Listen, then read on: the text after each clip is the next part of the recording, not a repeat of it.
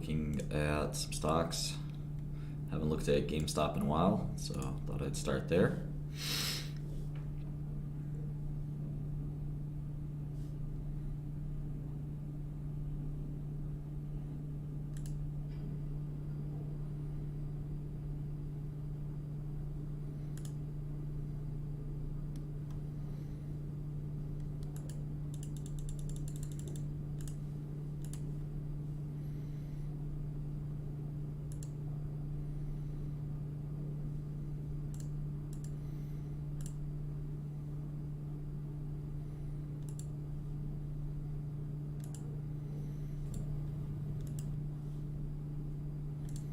What's up? Good morning, Martin, Nate.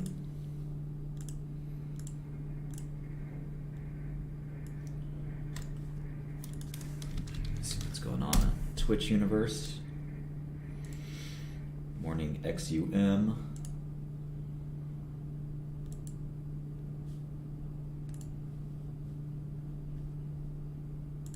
All right. Good morning, Fake It Till You Make It. Morning, Orion, of course. Mirman Jez, the big homie. Hey, Zeus, what's up? Thomas, what's up? All right. Let's see here.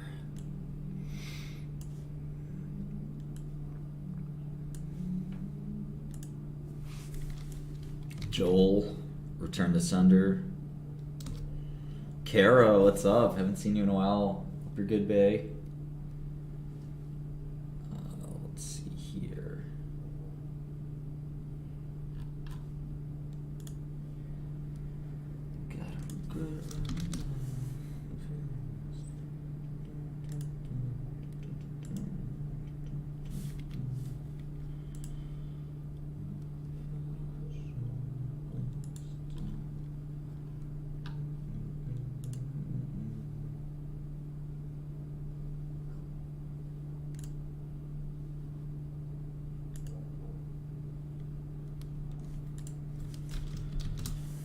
All right, so let's take a look at GameStop.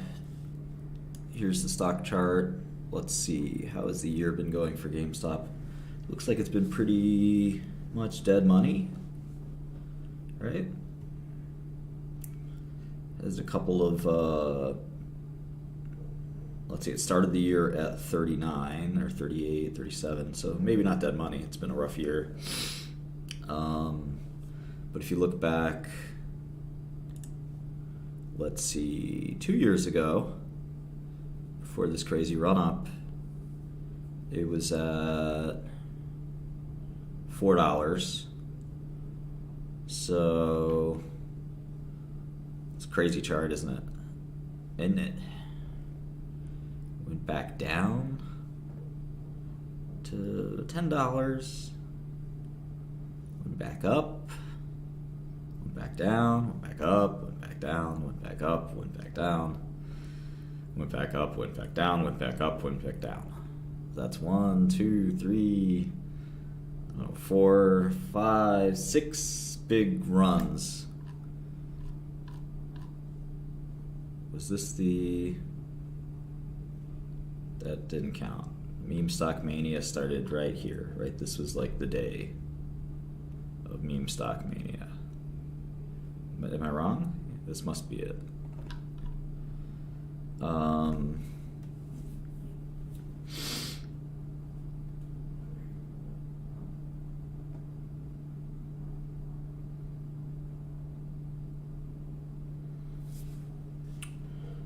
So that's the...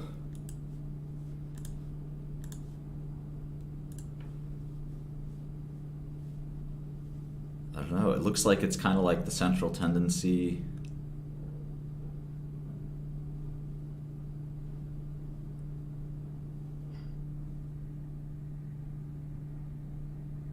I guess it's taking it on the chin a little bit. Anyway, let's go see GameStop Investor Relations.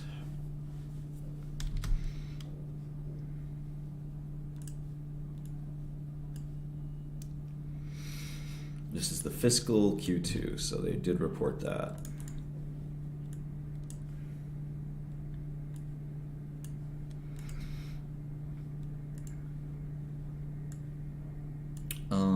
let's see. Sales are pretty weak. I expected them to grow. They shrank a little. Not good. It came in at 1136 versus 1183.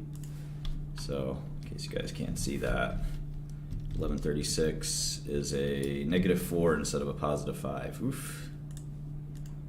Tough quarter. Obviously, the summer quarters are a little less important than the holiday quarters, where their collectible sales were a little better than I thought. So the core game sales were less.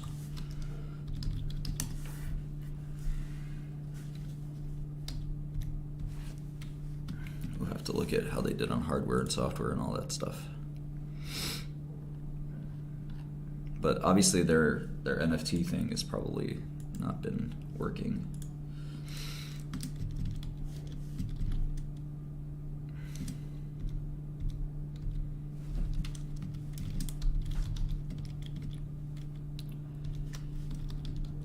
Margins were, let's see how margins did. Gross margin, 25%, pretty good. But same quarter last year was 27, so I don't know if what the mix is supposed to be. Still a money loser, sort of to be expected in the summer quarter, right?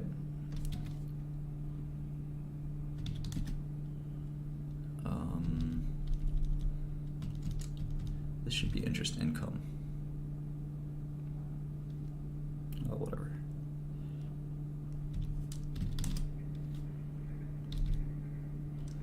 They did a split, 4 for 1. Everybody thought they would squeeze on the split or something like that, right? And people get crazy about these stocks. It's just a stock. You know, you don't have to get too wild and emotional about it. Some people get very emotional. I find you do better when you don't get so emotional.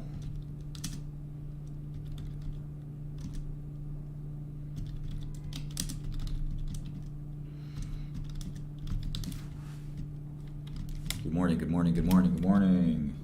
Seme, Tuni. When you make a forecast, got a good question here from Sheldon. Do you expect your forecast to be accurate by that earnings call or after that forecast's earnings call? That sounds like, I'm not sure what the difference between those two things are, but what I'd say is that I don't expect it necessarily to be accurate. You know, it's very hard to determine what's going to happen and what's not going to happen. You know, forecasting is really difficult, obviously. I'd rather, for me, it's more about like bracketing, sort of bracketing the possibilities. So it depends. Sometimes I'm going for accuracy. Sometimes I'm going for like a worst case kind of kitchen sink. It all depends. Did I have interactions with SBF? Not really. Very brief, if I may say so.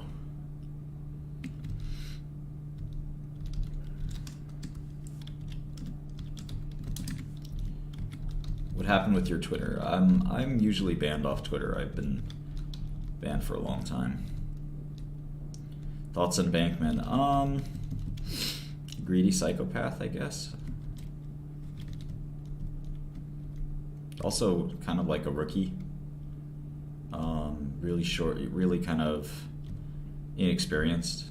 The guy only had a year or two in hedge funds. It's not like he was like some big shot, you know.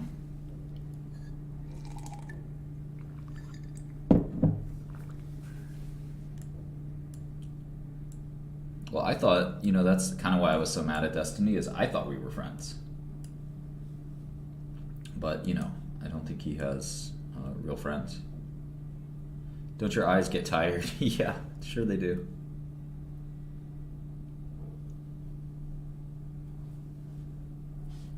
We can look at Activision later, but I'm focused on GME right now.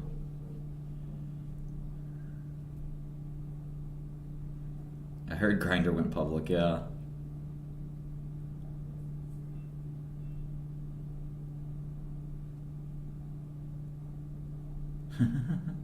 Who's BSF? Isn't that SBF? Alright, so let's see. Cash flow, pretty much exactly the same as net income for what I can see here.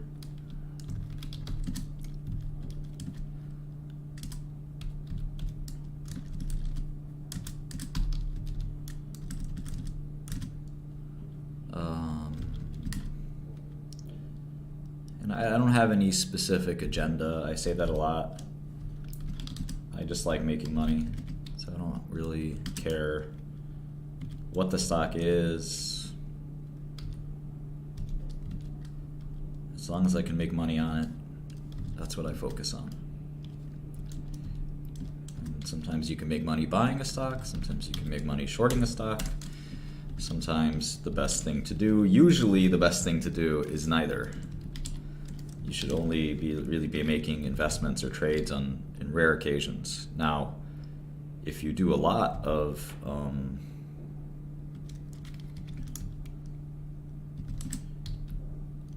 analysis, you can actually still be only rarely trading by while looking at a lot of stuff. I hope that makes sense. All right. Proceeds from issuance of common stock, settlement of stock-based awards. Okay. Cash flow from, okay.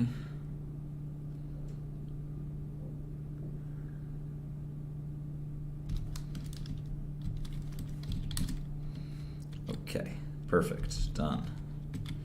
All right, so trailing 12 months cash flow for GameStop is negative 800 million, so lost about 800 million.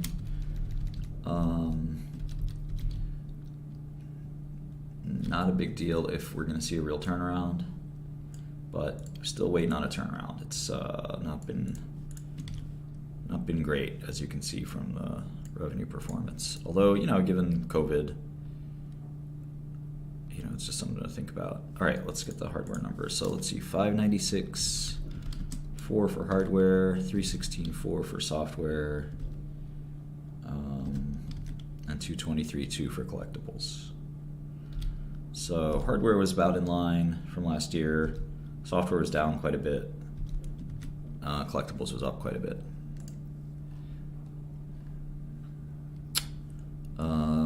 Gap. Looks like GAAP, SG&A, and GAAP, or non-GAAP, adjusted whatever, costs and income are about the same. Okay, so pretty straightforward second quarter results there. So nothing really new from GameStop, it looks like. We'll listen to the call as well really quickly and see if there's any data in the 10Q we need to look at. It looks like the immutable X relationship is pretty much a zero.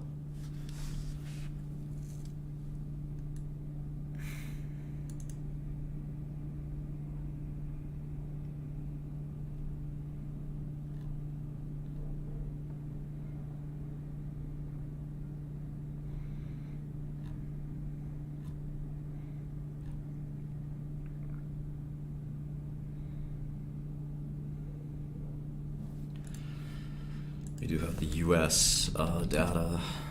Let's see, US, Canada, Australia, and then Europe.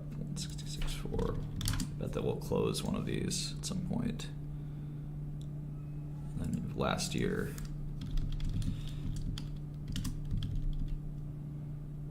Ooh, Australia down meaningfully. And Europe down meaningfully. America is basically flat. I think that's a good sign, to be honest. Although they had operating loss in the US, the only business to be profitable was actually Australia. Go figure. Okay, what else?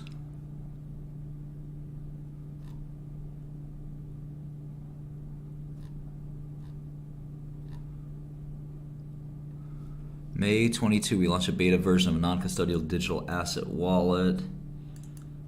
July 22, launched a beta version of our peer-to-peer NFT marketplace. I was checking that out earlier. I'll be checking that out in a minute. Show you guys what the heck they're trying to do there. Let's see the number of stores or locations.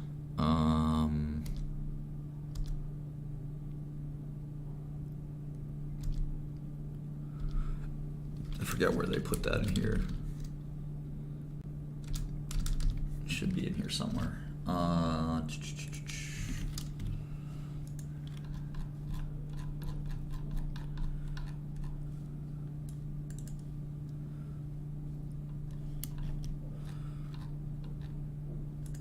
Any of you guys see it, let me know.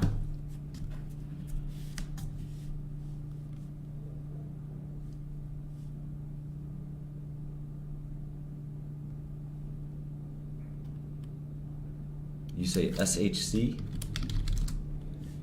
So Terra finally went up.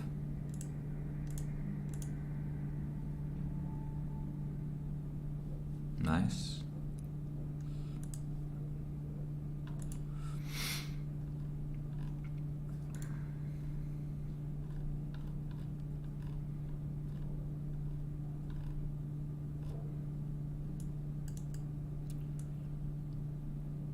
Oh, they have Game Informer? I didn't know that.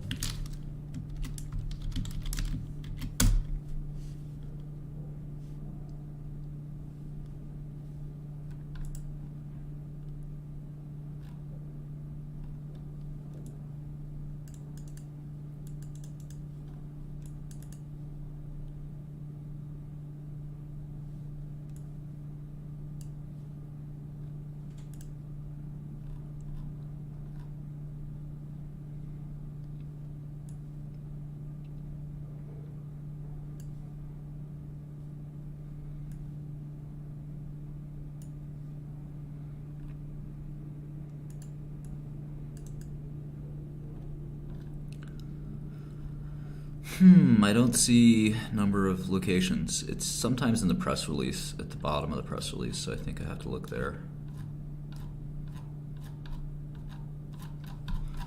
That's fine. All right, so that's it for the 10Q. Diana Sadejajej. Okay. And CEO is Matt Furlong. Need the exact store number. Ideally also the number of US stores, but you know, let's take a look at the earnings release one more time. Sometimes it's in the bottom with the company description.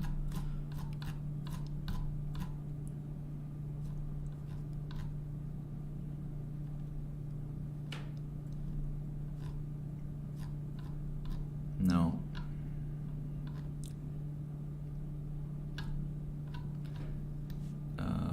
That's over here, isn't it? About GameStop, right?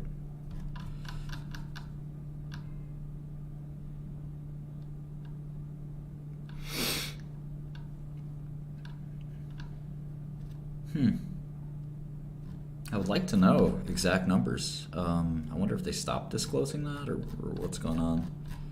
That seems weird.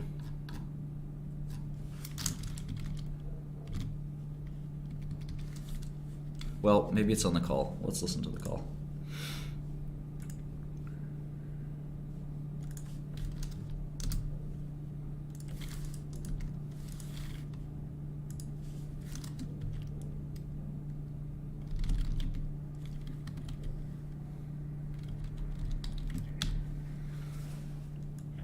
Good afternoon and welcome to the GameStop second quarter 2022 earnings conference call.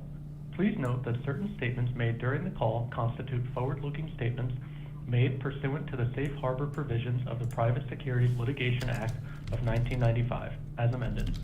Such forward-looking statements are subject to both known and unknown risks and uncertainties that could cause actual results to differ materially from such statements. These risks and uncertainties are described in the company's earnings release, press earnings press release, and its filings with the SEC.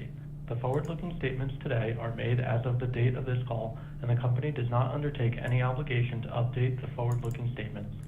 I will now turn the call over to GameStop CEO, Matt Furlong. Thank you, and good afternoon, everyone. I want to begin by reiterating the deep appreciation we have for our stockholders' unrivaled enthusiasm, passion, and support. As we work to transform GameStop, these remain unique tailwinds for us, ones we always recognize and value. I also want to take this opportunity to thank everyone across the organization for bringing continued focus and intensity to our mission, particularly during an active Q2 that represented a transitional quarter for us. Before covering the quarter's specific initiatives and results, I want to provide a high-level update on where we've been and where we're looking to go as our transformation progresses. When our board began turning over early last year, GameStop was saddled with significant debt, decaying systems, limited employee depth, and a host of other issues.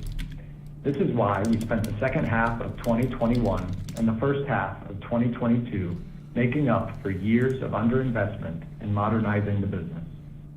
The upshot is we now have a more diversified product catalog, strengthened fulfillment network, improved tech stack and e-commerce presence, and fortified corporate infrastructure. I'm doing investment research. Thanks to these improvements, including our SAP implementation, we're able to start focusing on a new set of priorities that include achieving profitability, launching proprietary products, leveraging our brand in new ways, and investing further in our stores.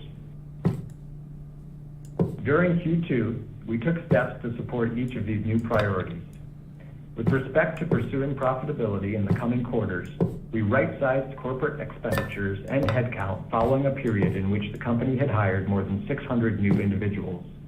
These actions, combined with the elimination of one-time expenses in Q1, contributed to a 14.3% reduction in SG&A. We've done this while improving our e-commerce experience and reducing free shipping to customers to 1 to 3 days. We're going to retain a strong focus on cost containment and continue promoting an ownership mentality across the organization.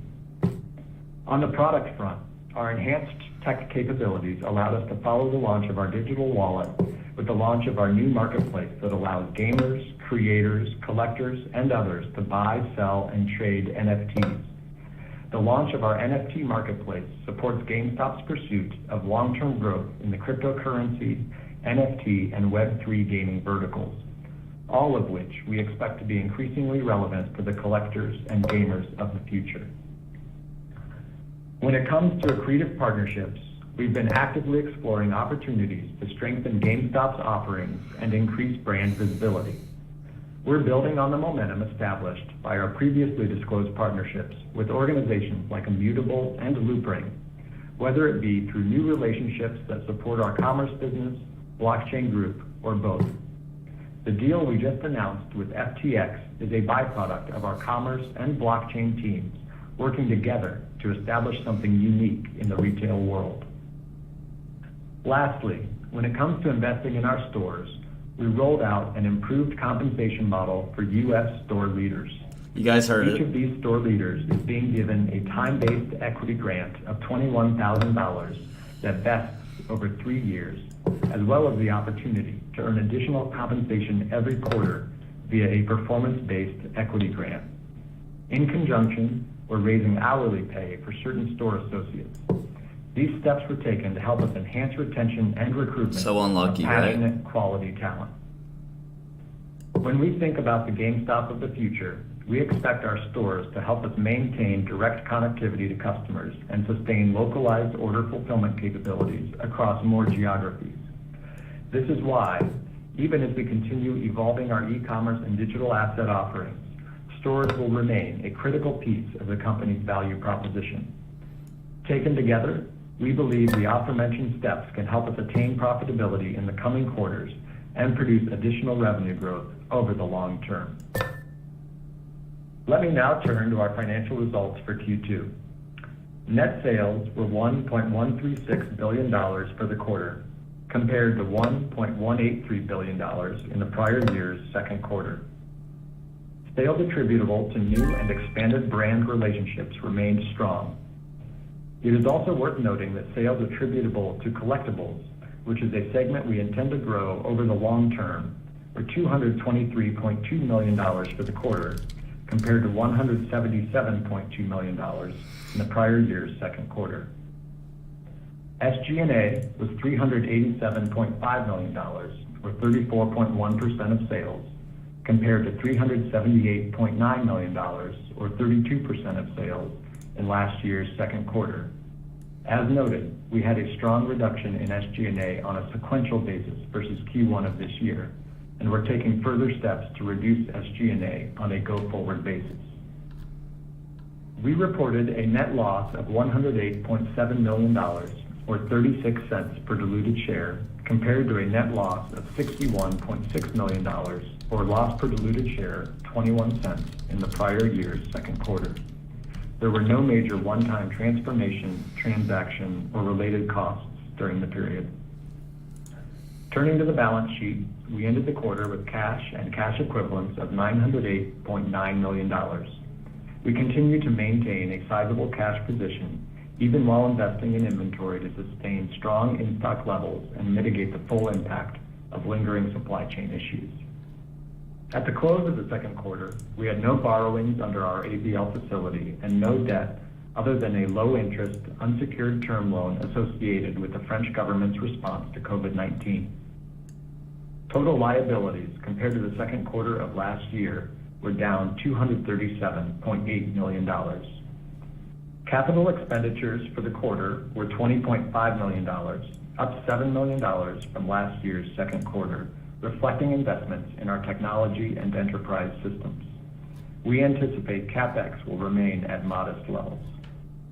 In the second quarter, cash flow from operations was an outflow of $103.4 million, compared to an outflow of $11.5 million during the same period last year.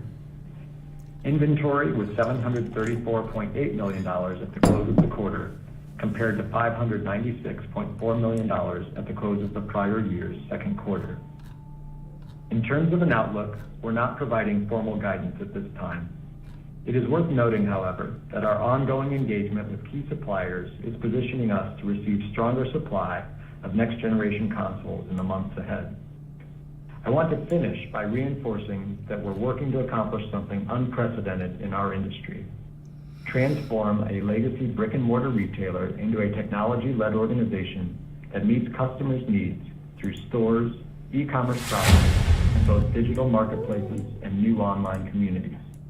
Our path to becoming a more diversified and tech-centric business is one that obviously carries risk and will take time. This said, we believe GameStop is a much stronger business than it was 18 months ago. I'll leave it there for this quarter. We look forward to driving more progress in Q3. Thank you.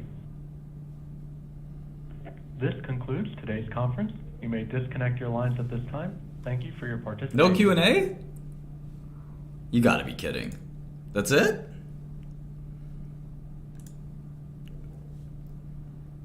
Do you look up at the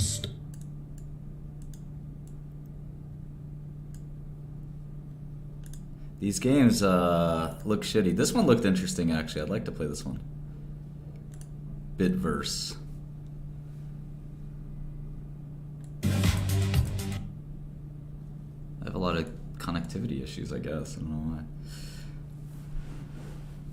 Congregate account? I don't want a congregate account. Why you should buy. Stamp your identity across all the Bitverse games. Okay.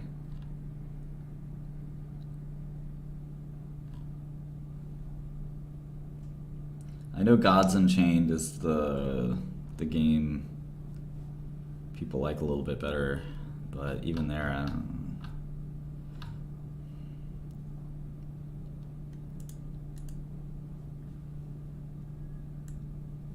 I don't mind this Bitverse thing. This is kind of neat to me. I don't know why.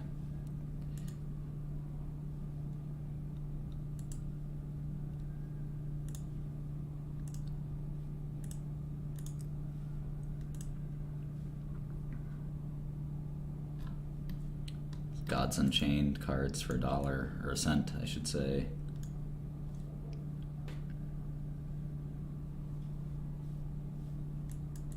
This is sort of like Magic the Gathering. Pays to play. Got to register to receive free card packs. You can download this and see if a lot of people play this or not. That's the big question.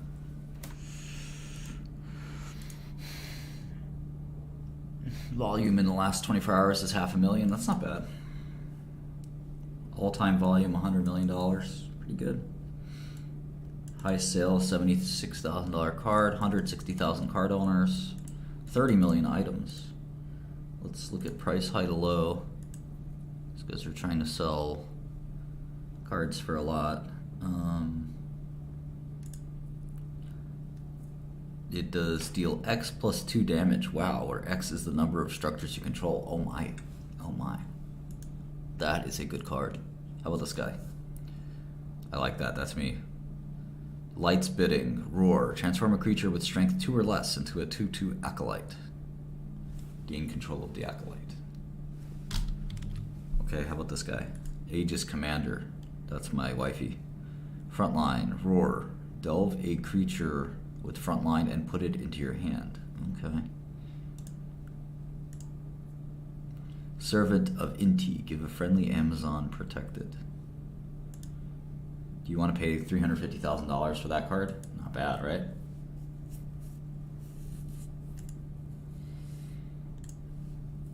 Hierophant Selenus. That's Jack Dorsey right there, I believe. Can you guys see that? I believe that's Jack Dorsey. Roar. Your other creatures gain. Whenever this creature damages an opponent's god, copy a random card in your opponent's deck and add it to your hand. Interesting.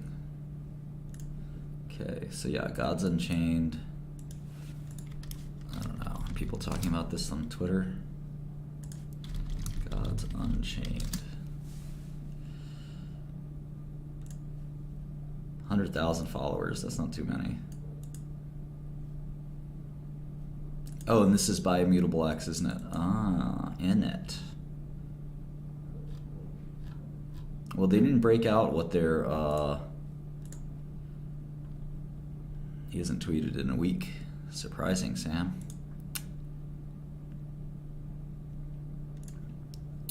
Yeah, so not a lot going on at GameStop that's new.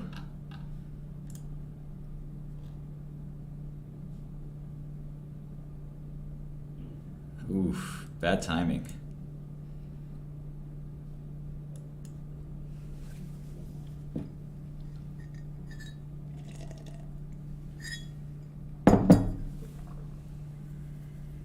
GameStop will be FTX's preferred retail partner in the United States. Oof. Yeah.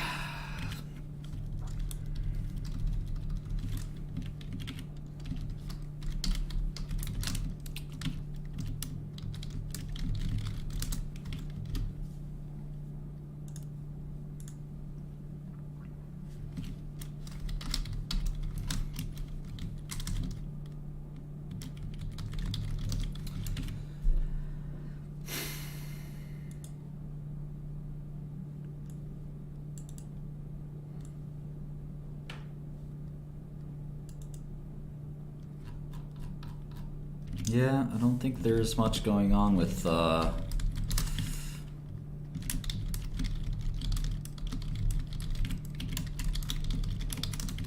what's the Immutable X coin or token? IMX. What's the market cap of this bad boy?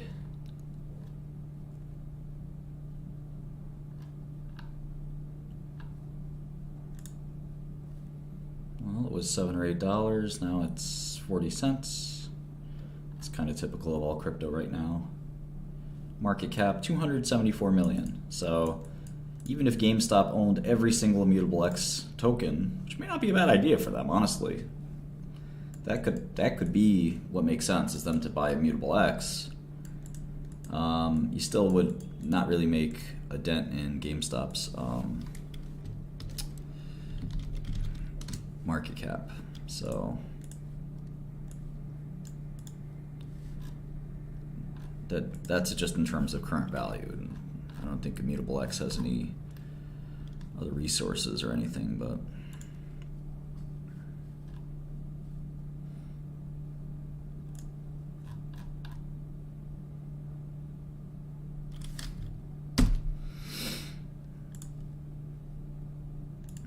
all right, I'm just gonna adjust some numbers here. There's 304 million shares outstanding now, so that's 9,122. Cash has changed a little as well. They have less cash than before, not a meaningfully different amount. 908.9.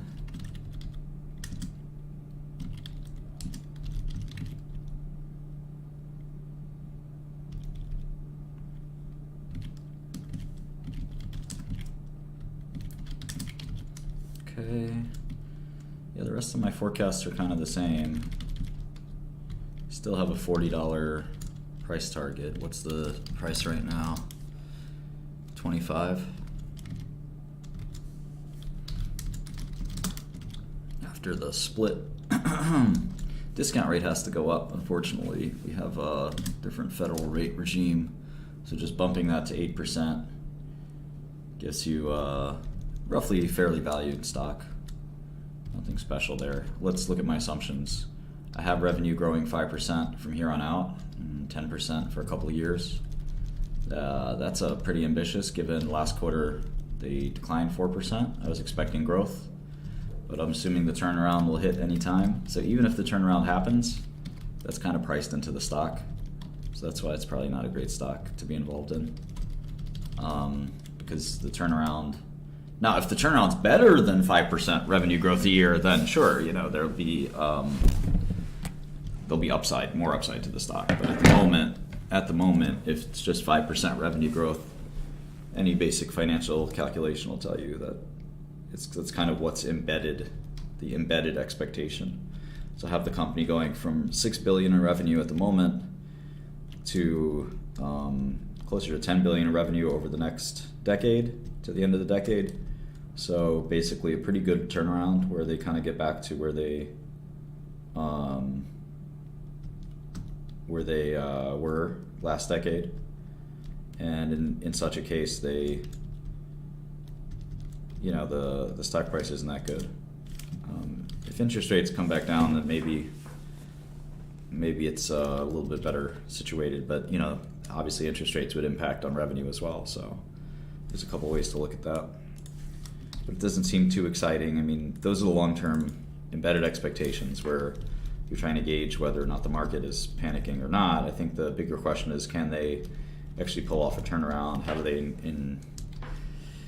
just sort of like be able to extract more value out of this business they have, which sort of seems like they're not well positioned at all. Let's see.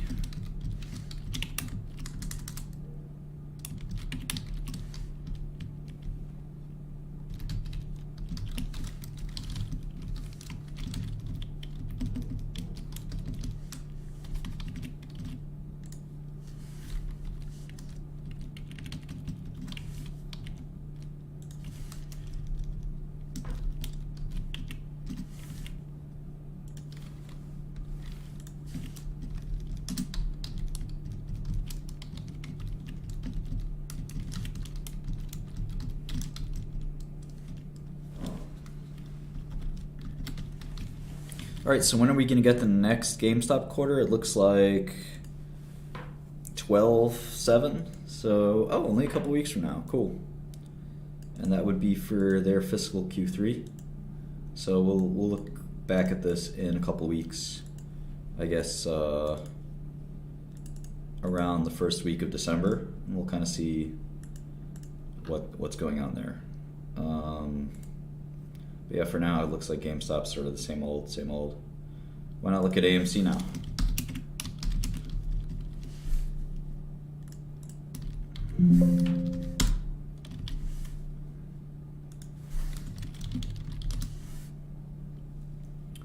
Maybe I'll look at some comments as well.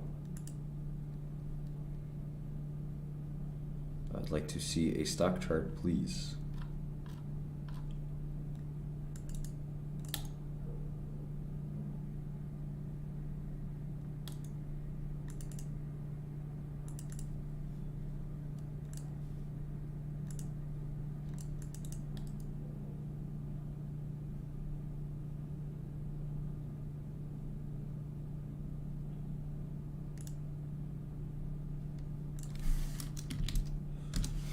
All right.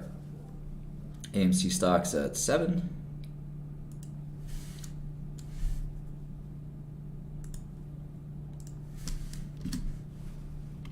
It's down quite a bit from when I shorted it.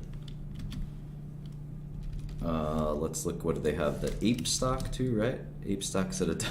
I can't even look at this. Oh, Ape stock's $1. So AMC's kind of been killed. Ape doesn't even count.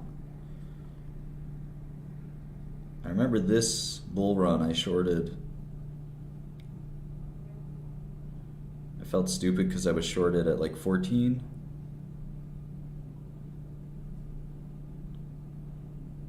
I thought it hit like 19. Oh, I'm not in count. If I'm counting Ape, I guess it did go up that high. Anyway, it's $7.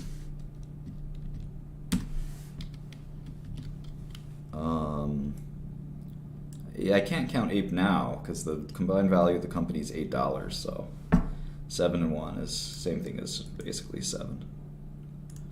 AMC Investor Relations. All right.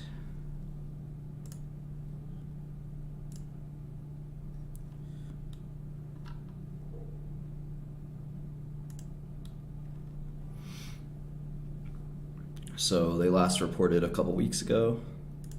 Let's catch up with that.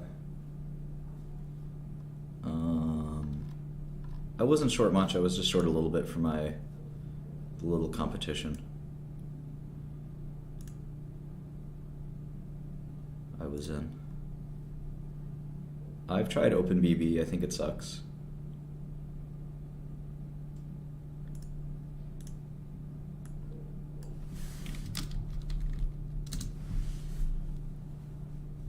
I have my own custom tools.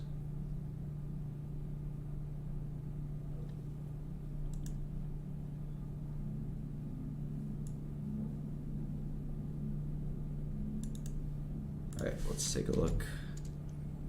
So this would have been fiscal Q3. Yeah, I thought revenue would be a lot higher, but maybe it's just crazy. Were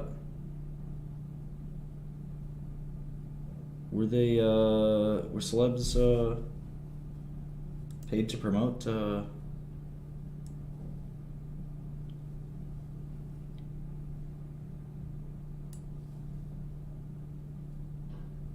Bored Ape? I don't think that's right.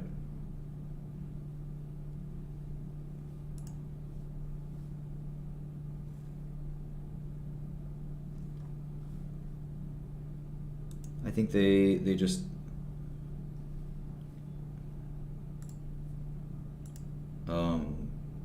yeah, they just promoted it anyway. All right, so let's see.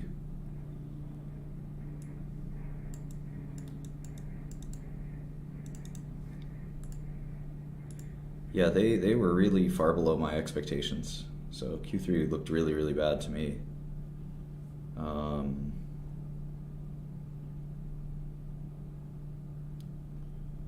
I guess they were saying it was just a soft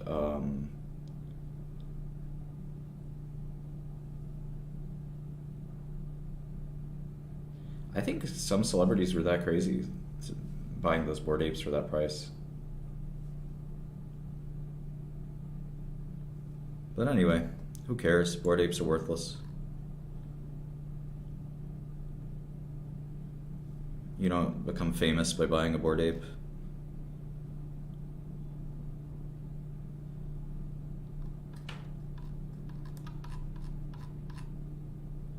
All right, we have admissions. 545.3 versus, oh, this is global admissions. 545.3 versus 425.1, which was a pandemic affected quarter. Food and beverage 333.3 versus 265.2 last year. And then other 898 versus 72.9. So really, really bad quarter here.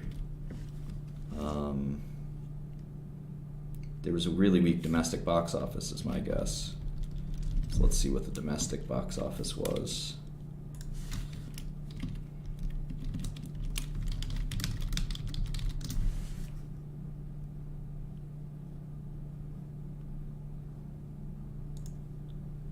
Get this quarterly. All right, it looks like Q4, Q3, Q3. We're in Q4, okay. Was 1923. Although, let's see, yeah. And it was 1367 last year. What about Q2? 2325, okay. So Q3 was pretty bad, 1923. So that's where it was off. Why did I think it would be? Oh, I took the domestic box office from pre-pandemic, so we still haven't quite recovered from that. Okay, that makes more sense why it was so bad. So hopefully, yeah.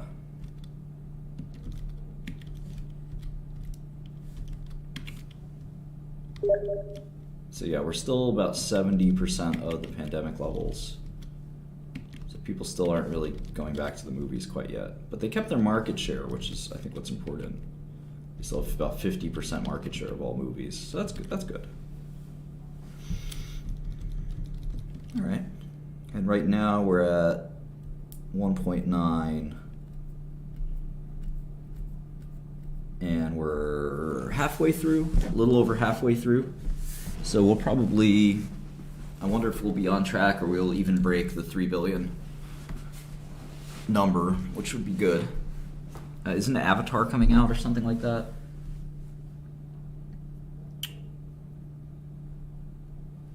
Oh yeah, sorry, Excelsior.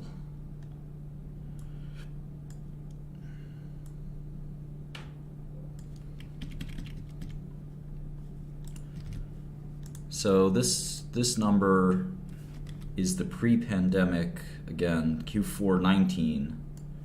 So Q4 22.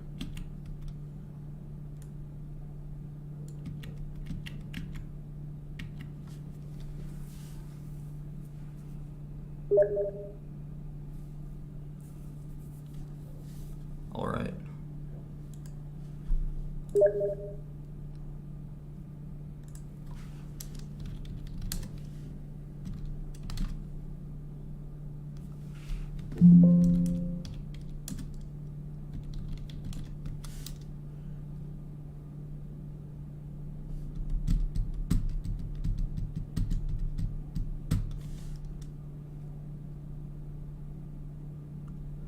Good cost control here, 40.6. It's really solid cost control there. They're actually almost profitable. Pretty good. The problem is the interest expense.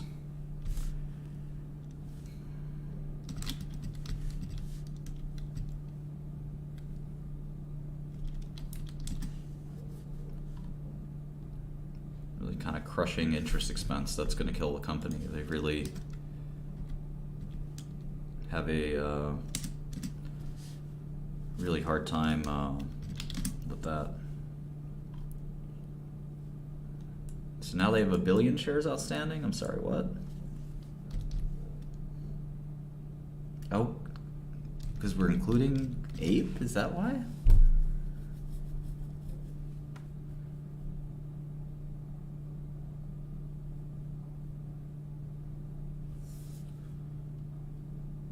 I thought Ape wasn't supposed to be dilutive.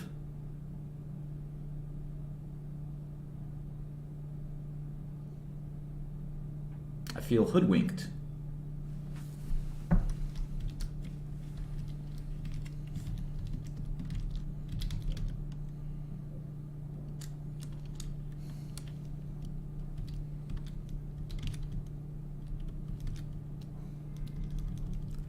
What happened?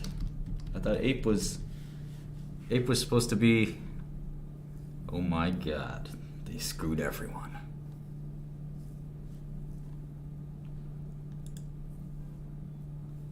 Oh my god.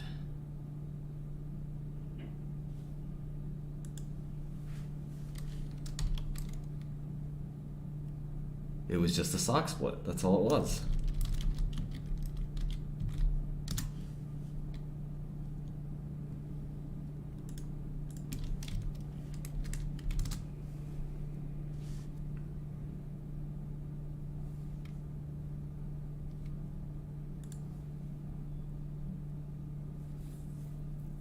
Damn.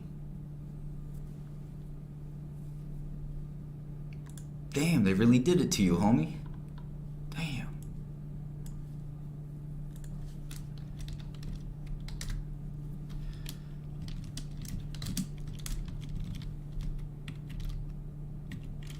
Well, it's still got a, large enterprise value, I guess.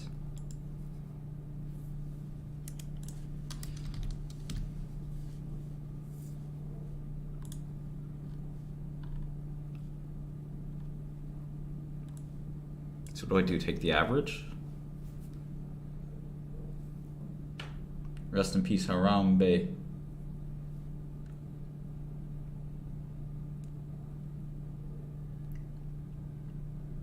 Yeah, I'm confused.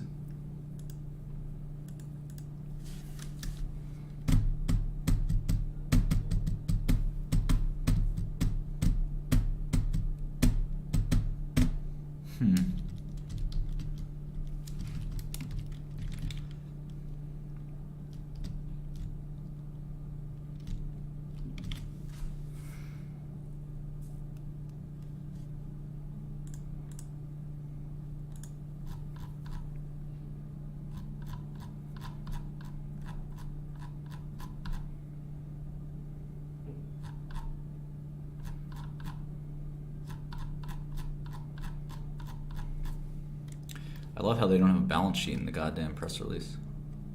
Don't worry about the balance sheet. Who cares about the balance sheet? We're not going bankrupt. Cool. It's cool.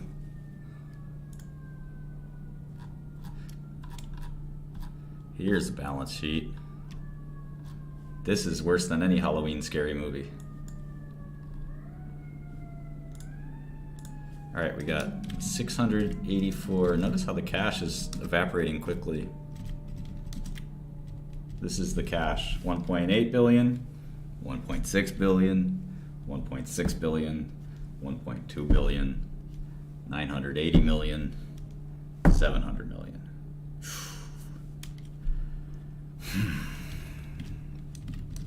Need more ape dilution. They should issue more ape.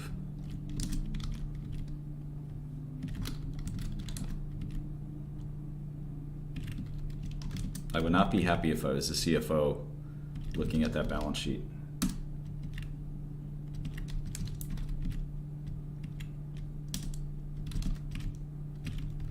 Just raise the prices on the food and beverages. They're not high enough. They're not high enough. Raise the prices. This is Donald Trump. Listen, Adam. We need AMC to be profitable. Raise your goddamn prices. I don't care what it takes. We have to squeeze the shorts.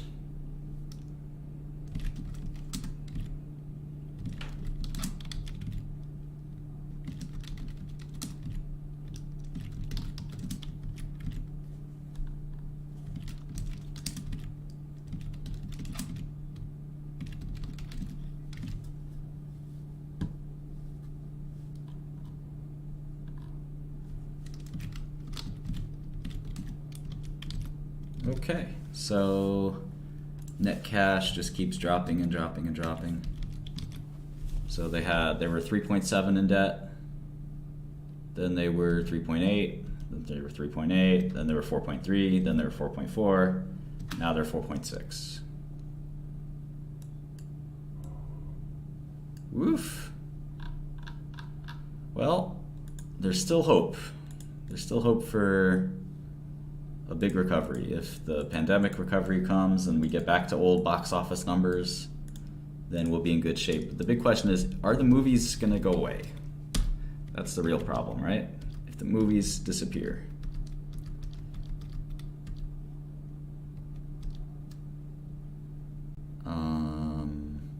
Hold on here. Let's see.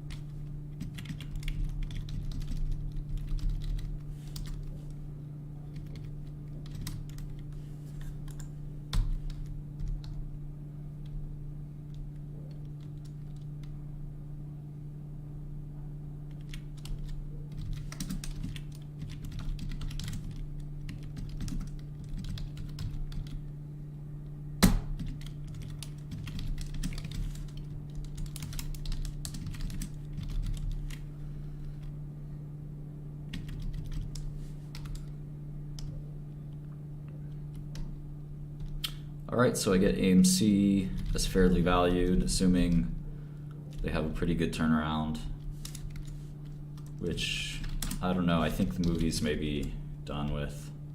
People just don't want to go to the movies anymore.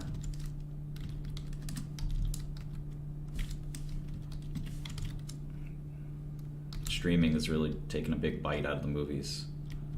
It's probably not gonna, probably not gonna ever come back. Discount rate's a little higher as well.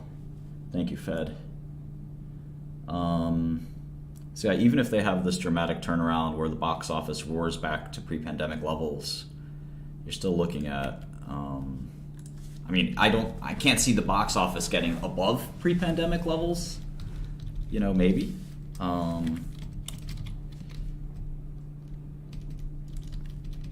You could get a $10 stock if a miracle happens.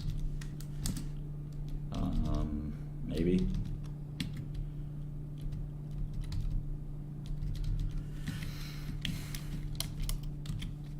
Seems unlikely. $12, $13 stock. It could be a little oversold. Definitely. Maybe worth looking at as long. If you feel really, really, really confident that you're gonna have a big, the movie theater business in America is going to come back in a big way, this is your stock, but I don't think you do a lot better than $15, which is about a double from here, which is not a small, not a small bump, but anybody thinking they can get more than that is out of their mind. You might be able to get a double.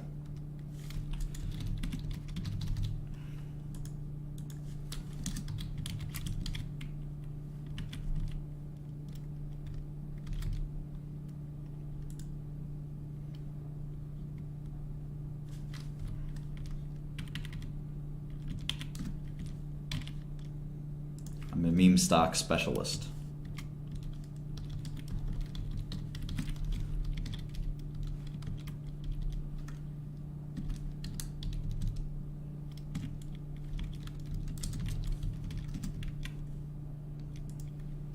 AMC is a 12 billion enterprise value. Jeez, even at this price. That makes AMC bigger than GameStop. I wonder, it's like twice the size actually. Remember when it was the other way around? Yikes, scary. 3D printing, huh? All right, let's see. What stock should I look at? Those stocks are a waste of time. Meta? Okay, let's look at Meta. Oh, man.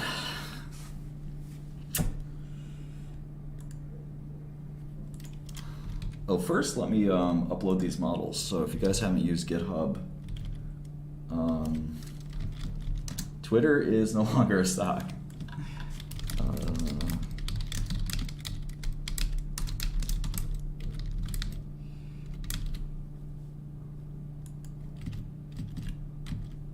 Where'd it go?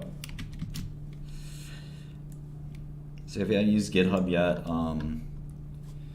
GitHub is a file repository tool. Updated GME AMC. Okay.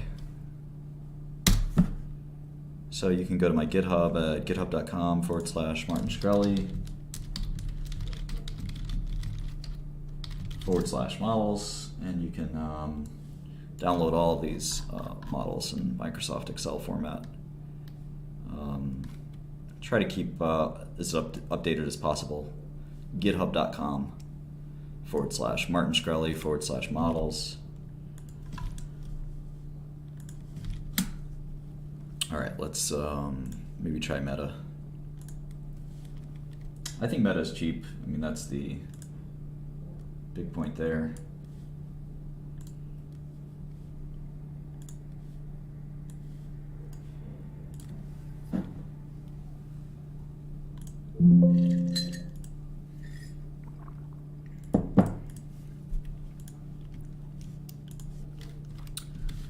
What's Meta stock price now?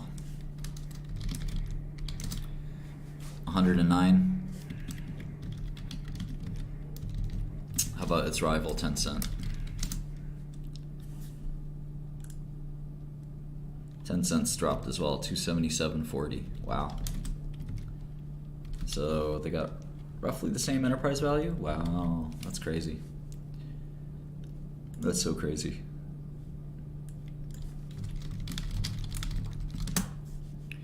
All right, I think I did the Q3 earnings, but maybe not. Yeah, I think I did. There we go.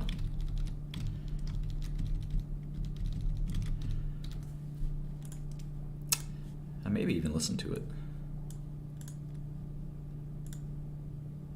This is like Mark Zuckerberg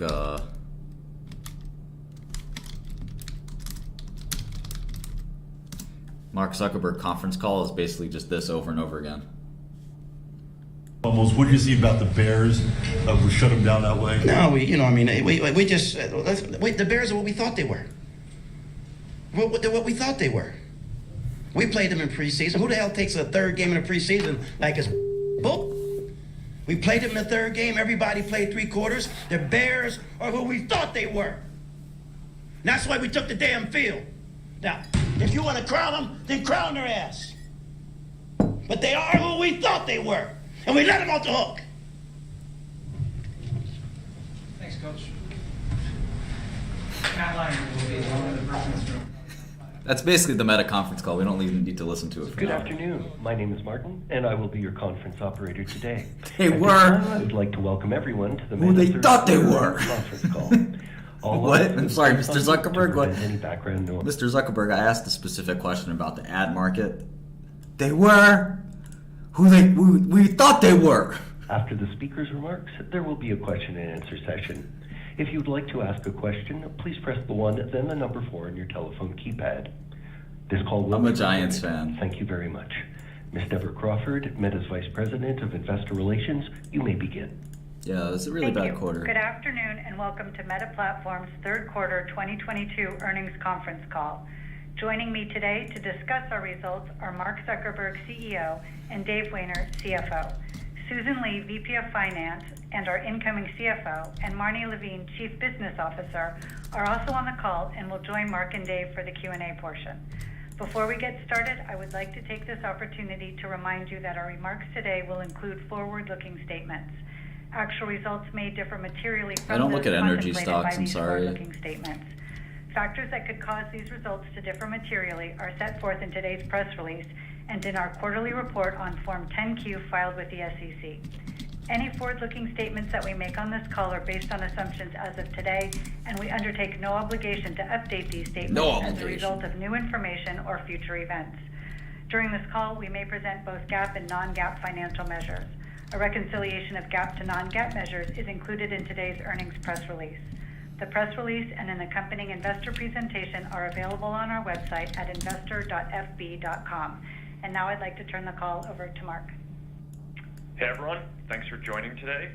Our community continued to grow this quarter. We now reach more than 3.7 billion people monthly across our family of apps. And while we continue to navigate some challenging dynamics, volatile macroeconomy, increasing competition, ad signal loss, and growing costs from our long-term investments, I have to say that our product trends look better from what I see than some of the commentary I've seen suggests. There's been a bunch of speculation about engagement on our apps, and what we're seeing is more positive. On Facebook specifically, the number of people using the service each day is the highest it's ever been, nearly 2 billion, and engagement trends are strong. Instagram has more than 2 billion monthly actives.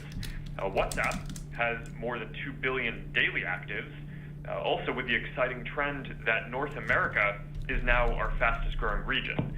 Across the family, some apps may be saturated in some countries or some demographics, but overall, our apps continue to grow from a large base. Wait, did Facebook issue their first debt ever? Especially strong growth in Reels, and I'll share more details about that when I discuss our product priorities shortly.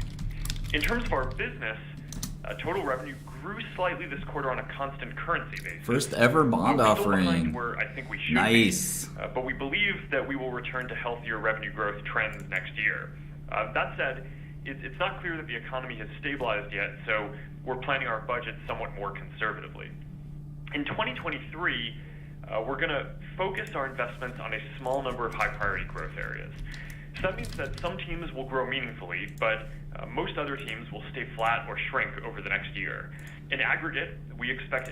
Yeah, so Facebook has learned about debt. Mark Zuckerberg, somebody finally convinced him they need to use debt. When a company starts to use the debt capital markets, it's the growth is over. Let's use debt and buy back our stock, said some very stodgy company that can't grow by itself. But at the end of the day, like, all Facebook needs to do is just continue to kind of operate this way, and it's okay to become a boring company. It's not like some like terrible thing. And just like you look at the net income, right? 4 billion in net income, but that's just reported net income. Let's go to cash flow. Cash flow is quite a bit higher. So let's see, reported net income. Okay, DNA. SBC. The funny thing about SBC is all those options are not going to be exercised. So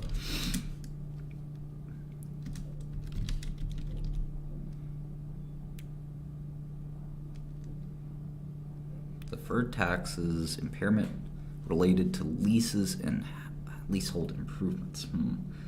Well, let me just do that. Okay.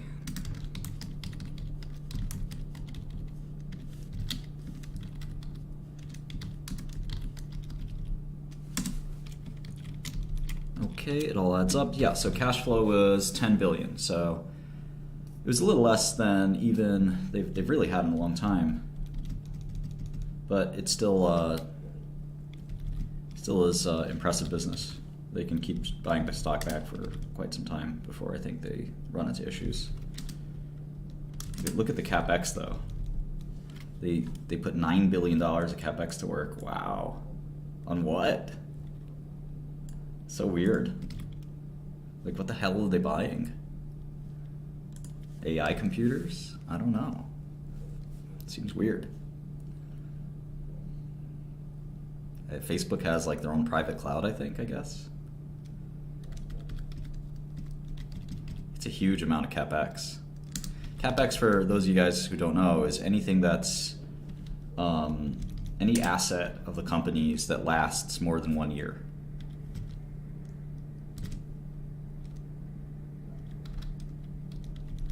So those would be like computers, servers for this kind of company, right? So a contract is not. It actually has to be a piece of property, plant, and equipment. So it can't be a contract with a person or something like that. I know you're just joking, but it still seems like a really bizarre thing for Facebook's CapEx to double. Like, what the heck are they spending on? It has to be tangible, PP&E, property, plant, and equipment. And it has to have a useful life of over 1 year. Very weird.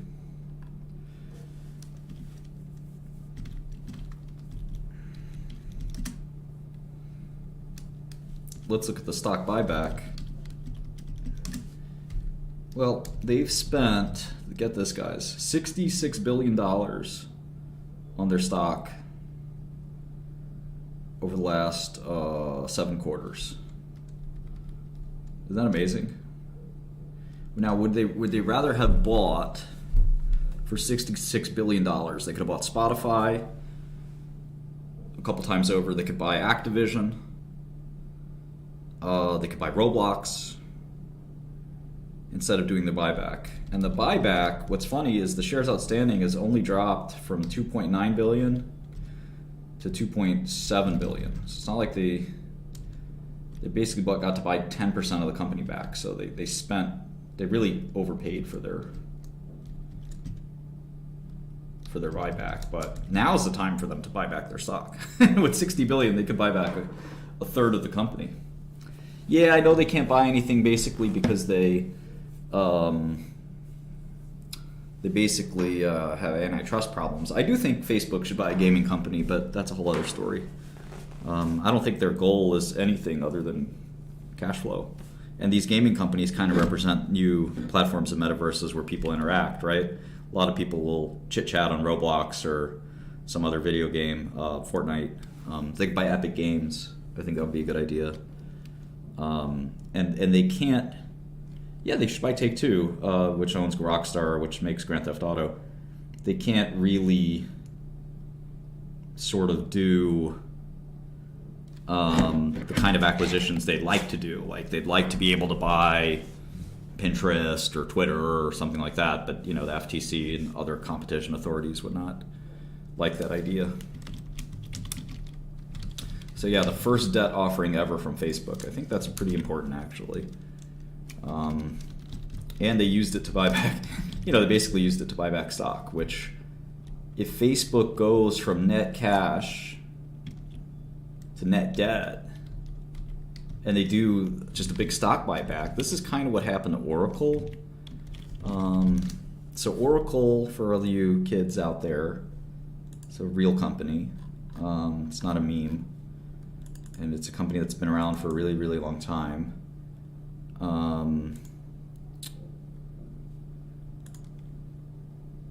And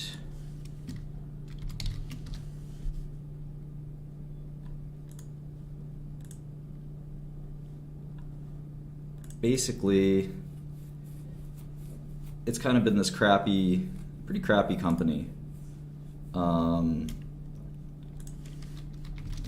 They've had a rough time on the business side, but you can see the stock is one of the greatest stocks of all time, right? And one of the reasons is they have a very stable business. And when you have a really stable business, you can do a lot of financial engineering. And the financial engineering they've been able to do, this was the dot-com bubble, by the way, boys and girls. This is what I lived through. It was really amazing. Look how many years it took. It took 18 years for the stock to go back to its bubble price. And most stocks did not have this kind of luck. So they just kept buying stock back. And basically I think that's what Zuckerberg should do. They went from net cash to net debt. And maybe that's what Zuck should do here. Just keep buying back stock. They don't need to grow revenue and earnings for the social media platform. They could start a whole new other business. They're a victim of their own success. There's something about being too successful. But yeah, that CapEx spend is atrocious.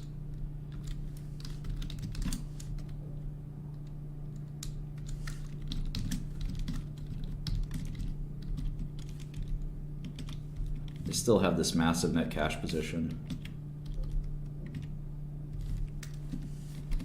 Why am I getting different numbers? Let's see here. Oh, I have 100 here. It's 108, isn't it? Isn't it? Really 110. Okay. So we got $250 million enterprise value.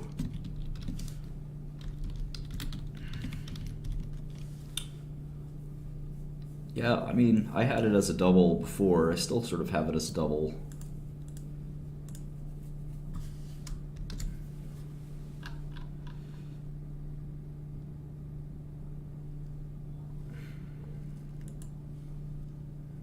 I think they're getting LIBOR plus or SOFR +1 or whatever. Typical kind of high-rated company. Let's see what the Facebook debt coupon was.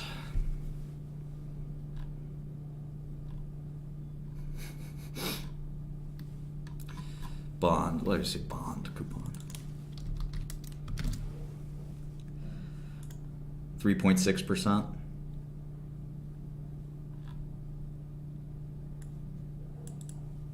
T plus 75.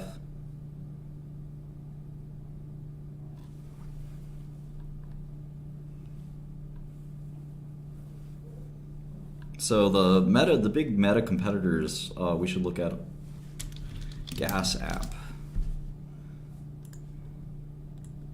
So gas up your friends. Oh, okay. This is like a old. From a boy in 11th grade, should DJ every party. Get clues who it is. From a girl in 10th grade, who do you secretly admire? Ooh, Andy Fitzgerald. Yeah. Gas up your friends. Their smile makes my heart melt. Kevin, Andy, Brett, or Casey? Oh my god. It does seem like a kid's app, but maybe that's the point. Should we install it?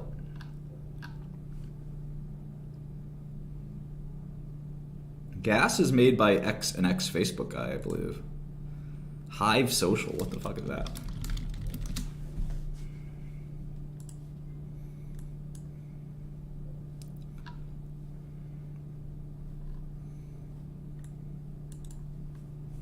Profile, music, text, and image posts, polls, Q&A, and so much more. Easily keep up with friends.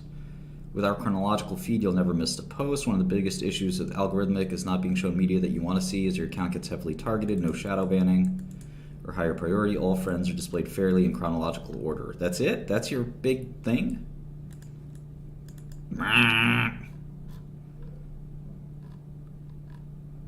Sounds like a...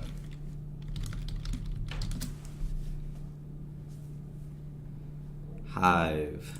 I mean, they're number one. This is not the right Hive. Let me go into my Crunchbase.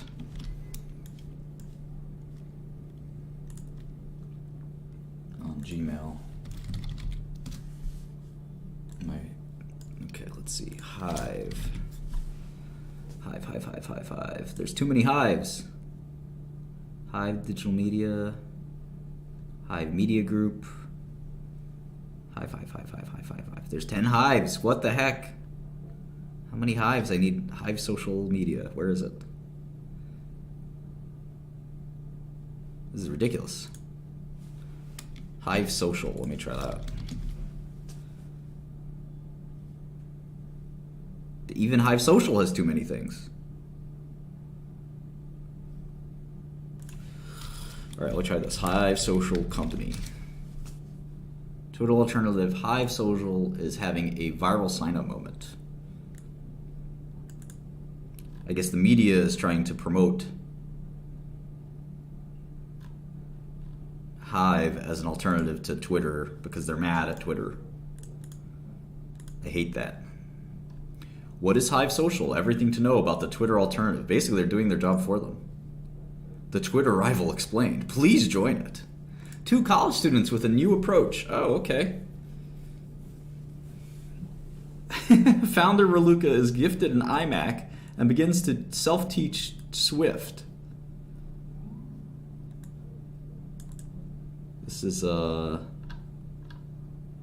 college students.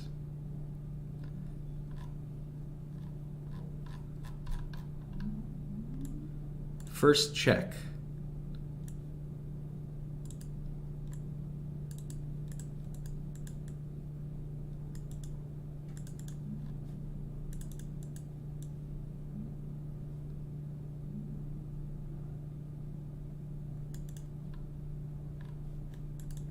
So this is a year-old app, basically.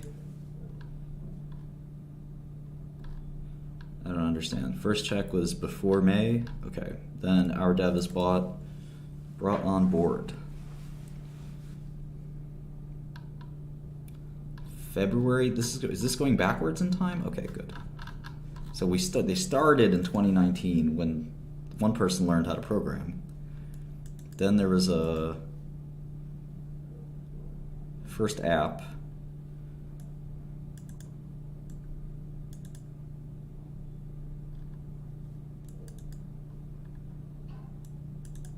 It looks like it's been number 1 on the App Store before. I don't know, looks like a dog to me. I'm gonna put it in here.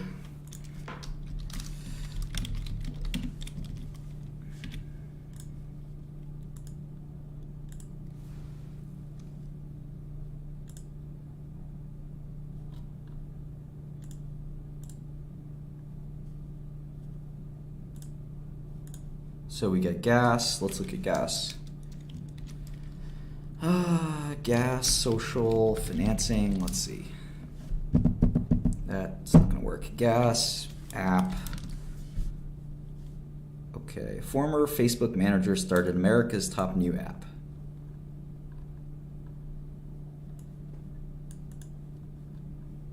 You check out the iPhone. You mysteriously looking app. Gas, not cheap gasoline. It's top amongst high schoolers. Created by a former Meta product manager. Gas's hook is positivity. It asks high schoolers to send compliments through polls. Okay. There's a limited set of options given by the company, like this person is the best DJ at a party, or this person is likely to be a millionaire. Okay. It's similar to TBH. Facebook bought TBH in 2017.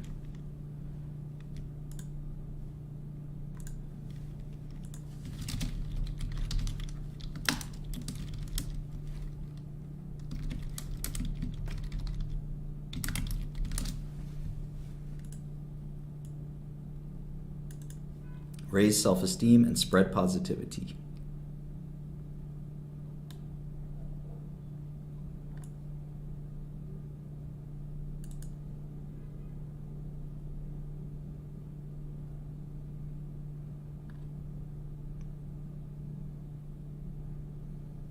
Gas is self-funded. Users can pay $7 a week for a subscription called God Mode that gives them hints about who voted for them.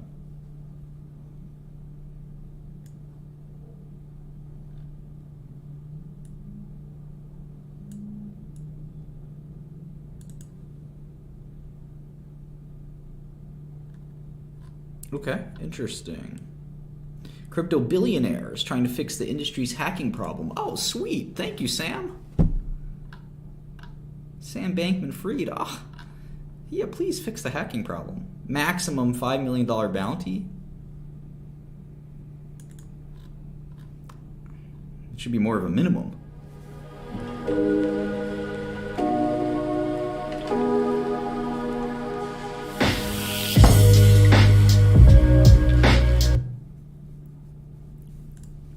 Sorry for that.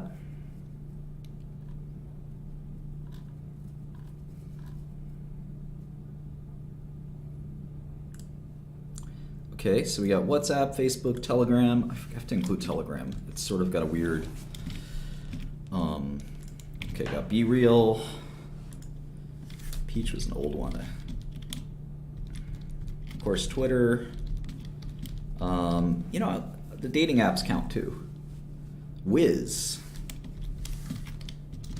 Isn't that synonym for urination? Life 360. Okay, we got Google Meet. I guess we can include Zoom, right? It's sort of a social thing. Teleconference software, meeting software accounts, I would say. And then Mastodon.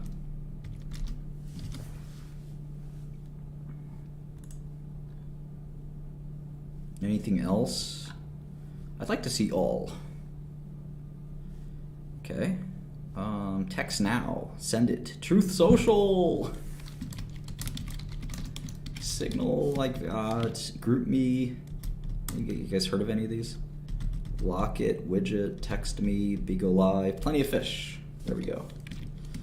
Plenty of Fish. That might be owned by Match for all we know. Skype, of course, is Microsoft, right? Band is Naver, so I have Naver up here. Or somewhere here. I think it's where's Naver? Naver is here somewhere. E-commerce, maybe?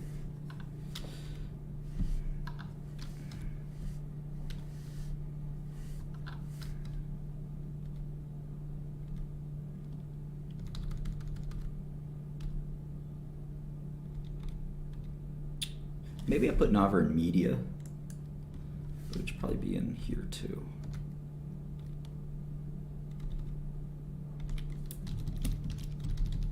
I have Truth Social up there.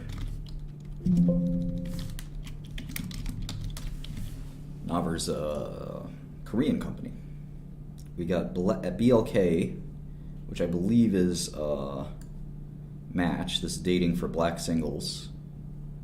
We got Tumblr. Is Tumblr private or is that Yahoo? I think that what happened to Tumblr?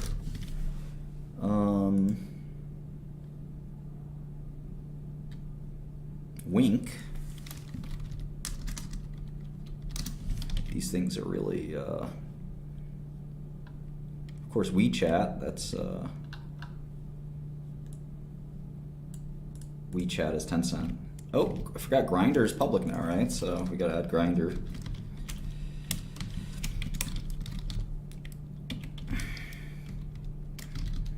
Hilly, Kick,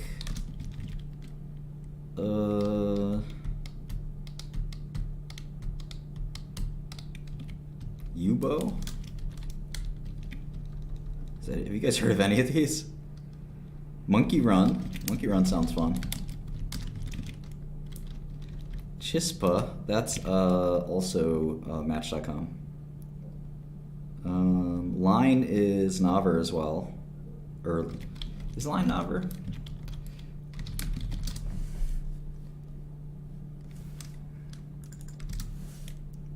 Yes. It's a big Korean social media company. Match.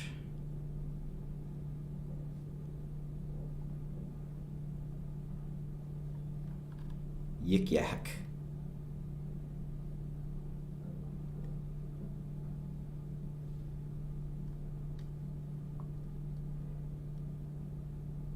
There's so many of these.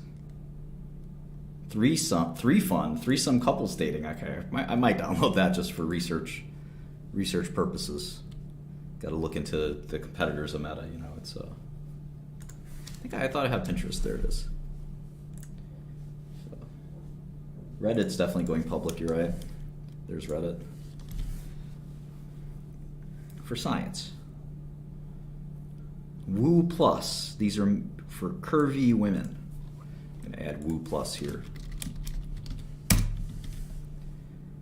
Swiper. Fishbowl. Cougar dating app. Cougar D. Okay, I'm going to check that one out too. Fizz. Anybody can make one of these, right? Glow. Ashley Madison. I thought they had bigger problems. Stir. This is dating for single parents. Zeusk. Social dating app. I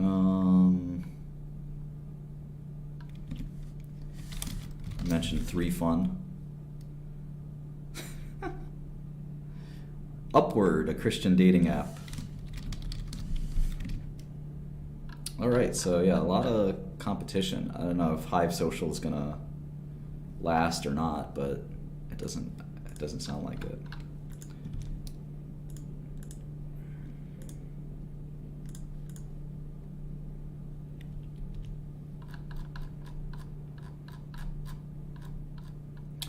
So one of the big things about Facebook is trying to understand their actual ad product side. We all kind of like viscerally understand their social media side, which is a very different thing from their ad business. Because we don't see the ad interfaces and the ad kind of product, and we're not ad buyers, right? So it's always been a difficulty with things like Google and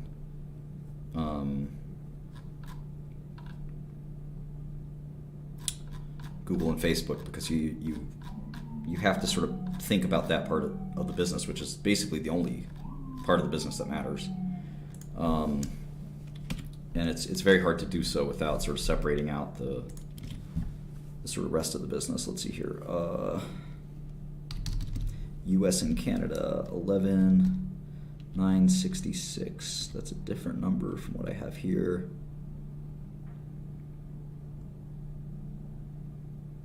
For last year. Last year it says 12,668. Isn't that odd? Europe 5,996. Last year it was 780. It was recharacterized. I seem to recall something like they changed their definitions of these, which is a little weird, to say the least. Asia Pac was also changed quite a bit. Asia Pac was growing for Facebook. That's a good sign, I think. 6592. And then finally, rest of world.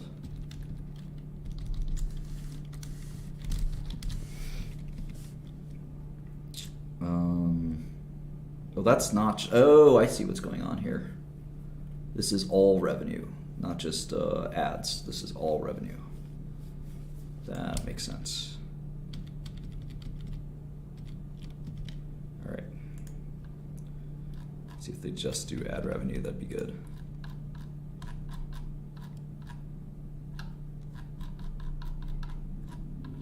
Look at the property, plant, and equipment. So server and network assets. Buildings. Mostly server and network assets, construction in progress. Data centers, there's building data centers. I guess this is for AI and stuff like that. Really out of control. They gotta slow that down. If the revenue isn't gonna come with. Oh, here are the bonds and the interest rates. 3.5% for 2027, 3.85 for 2032. They have 2052 bonds. It's 30 years from now, trading at 4.5%, and 2062, well, issued, I should say, not trading, at 4.65. Lend your money to Mark Zuckerberg. Probably more trustworthy than Sam Bankman.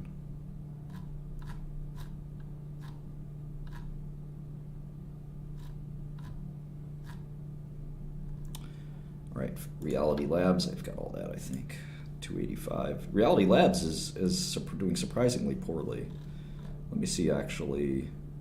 if I can do like Reality Labs 6 months year over year, smooth out any like launch.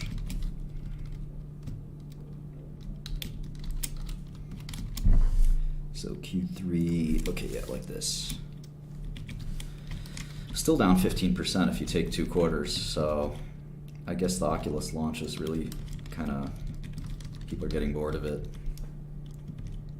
I guess they do have a new product, so maybe that's what's going on. They're just saving all their bullets for the big new product launch. But it is telling, right? You've got $9 billion in net income from the family operating income. This was 13 billion down to 9 billion, but still reliable 9 billion a year, right, is 36 billion. So Facebook 7 times earnings. Woo! 7 times earnings. Wow. And revenue is not falling off a cliff. It's kind of stable. It's not growing, but it grew a lot after the pandemic. So when the revenue shoots up like crazy, and it doesn't shoot back down, it just kind of hangs in at that really high level. That's, I mean, to me, that's a good thing. I don't see why that's a bad thing. People are really losing their minds over this, I think. We probably expanded a little too fast with the CapEx and the employee spend, but I don't know. Oh yeah, I was in the middle of implementing the cash flow statement. Let's see, so here's the DAP 2930. Again, how many companies have this kind of trend? You know, people aren't using Facebook. Well, what does this look like? You have 3 billion people using the product every single day. It's amazing. Family Map is almost 4 billion. It's just nuts.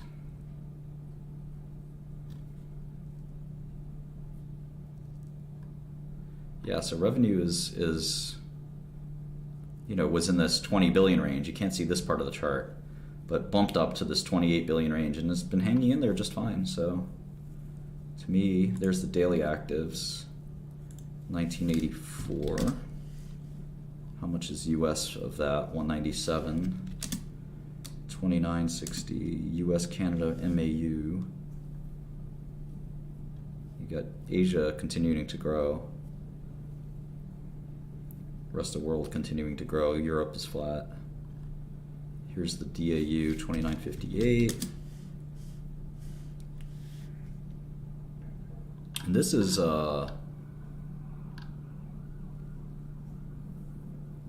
just Facebook. So this is not Instagram, this is not WhatsApp. So the Facebook MAU is the highest number it's ever been, 266. Which for US and Canada is damn near most of the country, right? I mean, if you think, what's the population of Canada? 30 million? 74% of America and Canada. 38 million for Canada. 332 and 38. 332 plus 38 is 370. So they have literally 72% of every man, woman, and child alive. So that literally includes babies, people up, you know, ages 6, 10, whatever. If you excluded those, if you exclude the bottom 10%, right? The bottom 10% of the population, which presumably is too young to be on a computer, they've got 80% of all people. And that sounds about right. If you think about your weird friends that don't have Facebook, that's about it, right? All right. Rest of world ads, US ads. All right, US, this is just revenue. This isn't just ads though.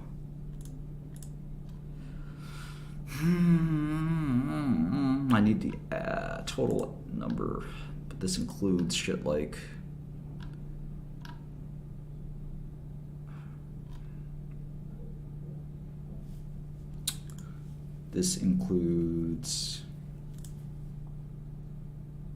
reality.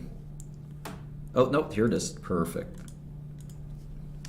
12,760. The ad number is in black, and the reality number is up here, and the total number is up here. Perfect. That's exactly what I needed.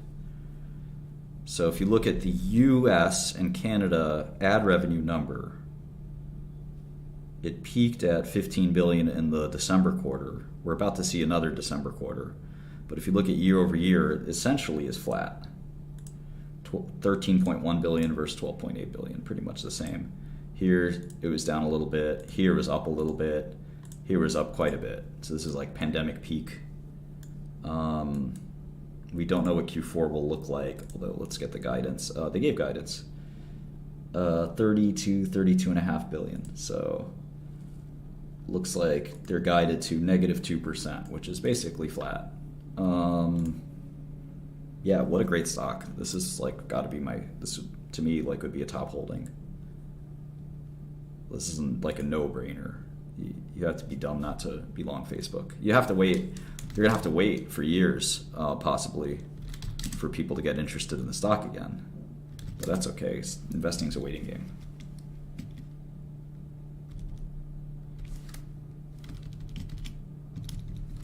Investing transfers money from the impatient to the patient. So be patient, and money will be transferred to you. Assuming you've made the right decisions. You can be as patient as you want on AMC, you're probably not going to get paid.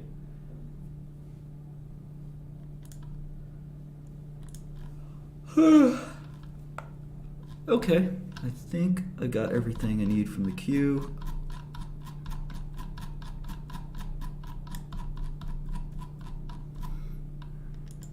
We won't get the next quarterly report until January, so it'll be a little while. We're in the midst of Q4.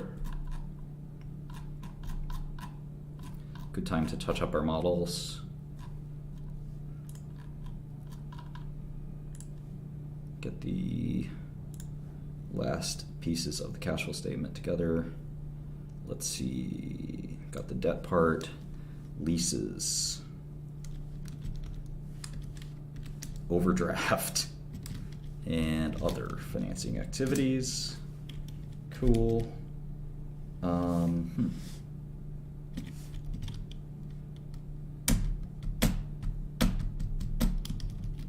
Yes, okay, that's the right number. Exchange rates. Okay. Also correct. Great, now we just need head count. Look at the head count. It's wild. 87, wow. Look at all the people they added for no reason. They probably did not need to do that.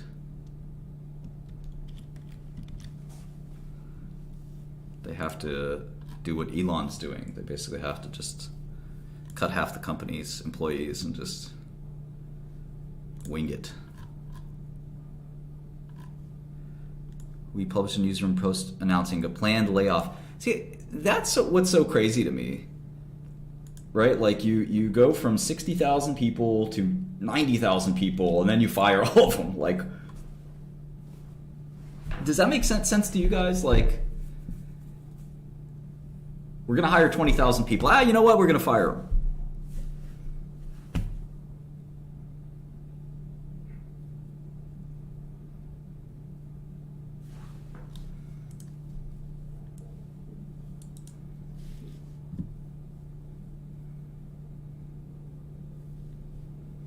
Very weird.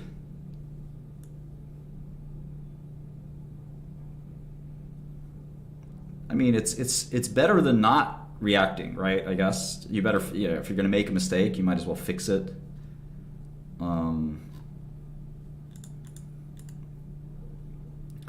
Mark Zuckerberg just shared the following with Meta employees. Today I'm sharing some of the most difficult changes we've made in Meta's history. I've decided to reduce the size of our team by about 13% and let more than 11,000 of our talented employees go. We are also taking a number of additional steps to become a leaner and more efficient company by cutting discretionary spending and extending our hiring freeze through Q1. I want to take accountability for these decisions and for how we got here.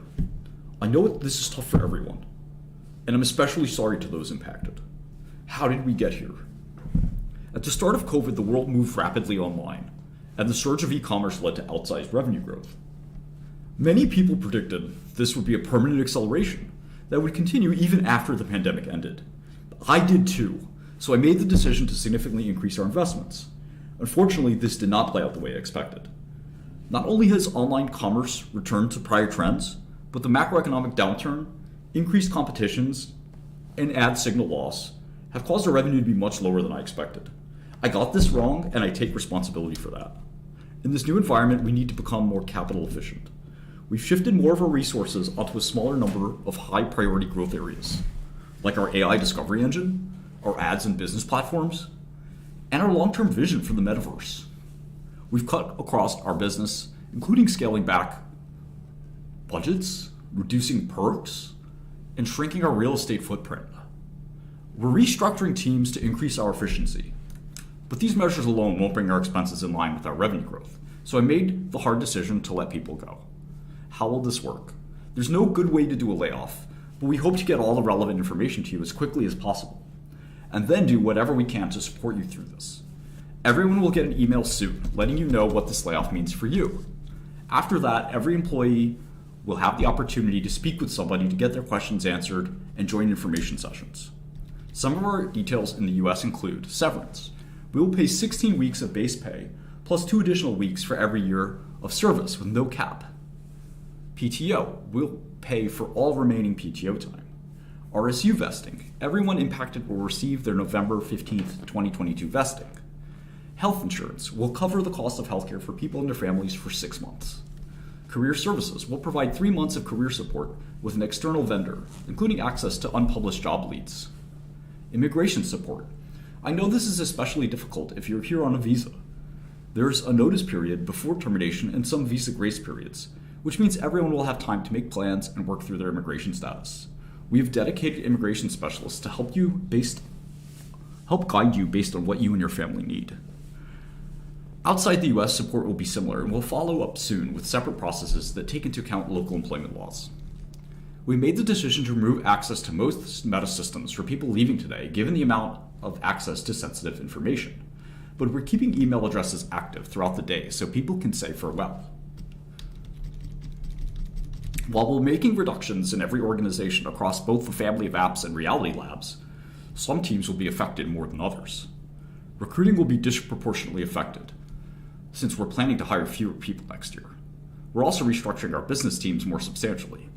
This is not a reflection of the great work these groups have done, but what we need going forward. The leaders of each group will schedule time to discuss what this means for your team over the next couple days. The teammates who will be leaving us are talented and passionate, and have made an important impact on our company and community. Each of you have helped make Meta a success. Not as much as me, but each of you have helped. And I'm grateful for it, because I'm one of the richest people there is. I'm sure you'll go on to do great work at other places. What other changes are we making? I view layoffs as a last resort. So we decided to rein in other sources of costs before letting teammates go.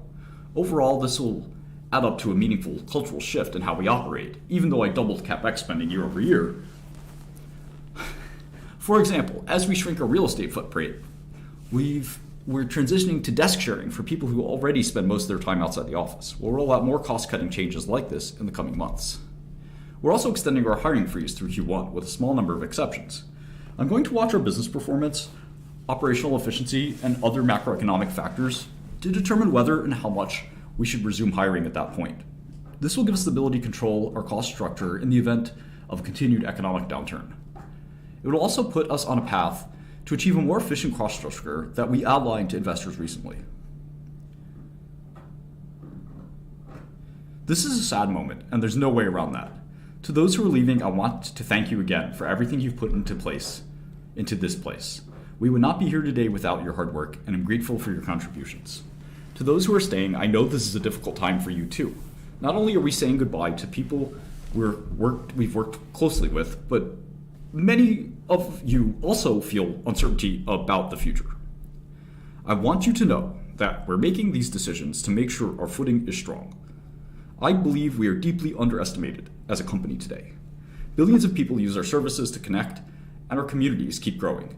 Our core business is among the most profitable ever built, with huge potential ahead.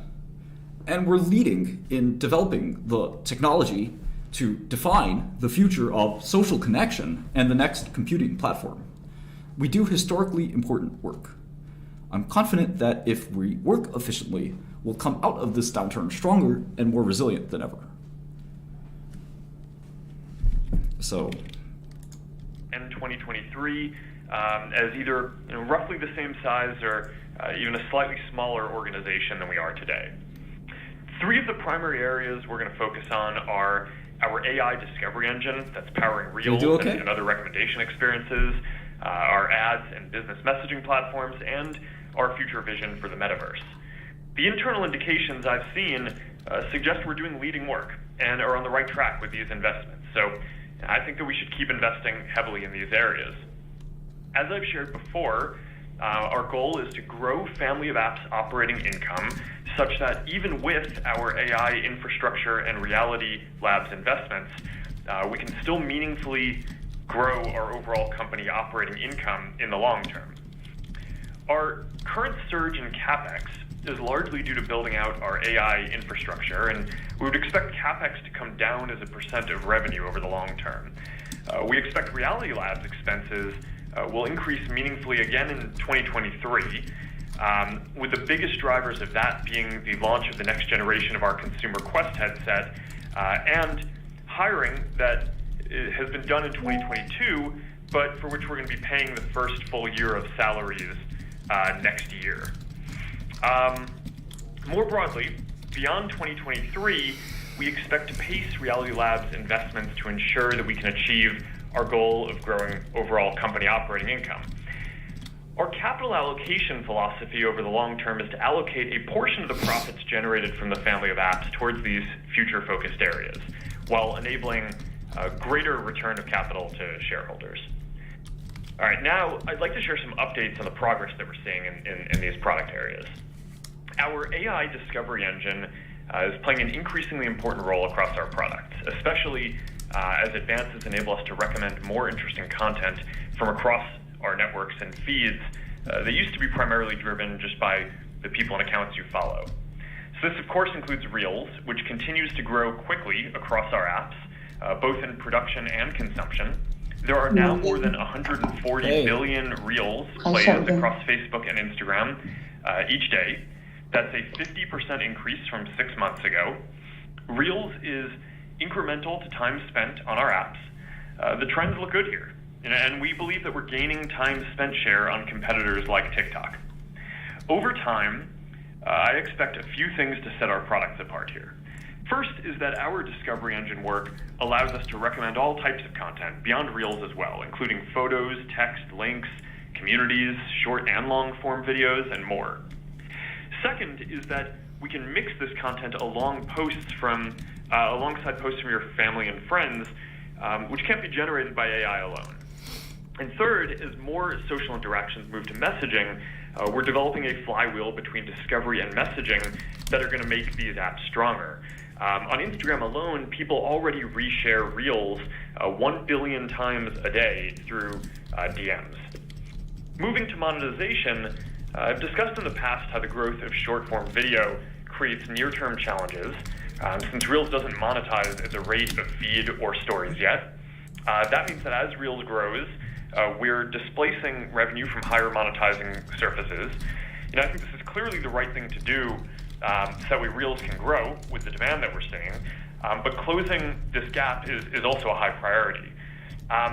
Even with the progress we've made, We're still choosing to take a more than $500 million quarterly revenue headwind with this shift, but we expect to get to a more neutral place over the next 12 to 18 months. I mentioned last quarter that Instagram Reels had crossed a $1 billion annual revenue run rate. We continue scaling monetization across both Instagram and Facebook, and the combined run rate across these apps is now $3 billion. Beyond Reels, messaging is another major monetization opportunity. Billions of people and millions of businesses use WhatsApp and Messenger every day. This is finance chat, so if you're not going to talk finance, this is not the place to be. Valuable experiences. We started with click-to-messaging ads, which lets businesses run ads on Facebook and Instagram. Now I'm stuck talking like Mark Zuckerberg. Instagram Direct, so they can communicate with customers directly. And this is one of our fastest-growing ads products with a $9 billion annual run rate. And this revenue is mostly on click-to-Messenger today, since we started there first. But click-to-WhatsApp just passed a $1.5 billion run rate and growing more than 80% year over year. Paid messaging is another opportunity that we're starting to tap into, and it continues to grow quickly, but from a smaller base. We're putting the foundation in place now to scale this with key partnerships like Salesforce, which lets all businesses on their platform use WhatsApp as the main messaging service to answer. Yeah, I still think $200 a share is the right price for Facebook, and it's trading at around 100, so around a double.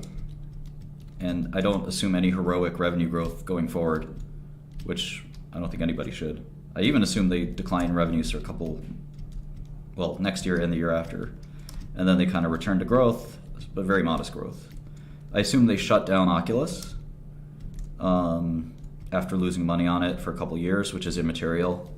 I mean, Oculus, Meta, all their extra projects don't really do anything, and they just buy back stock. Sort of like I said, the same playbook Oracle went through over the last decade.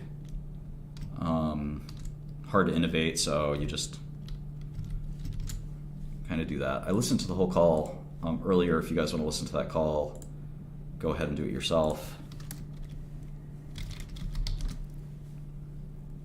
I'm going to pop in one of the 10Ks, just because I want to flesh out this model a little bit more. Maybe I'll get some insight, maybe I won't. But it won't take but a second. Don't know how to use the new SEC.gov thing. I just want 10K. I can just scroll down. Not that hard. Okay. Yeah, no, I don't like this.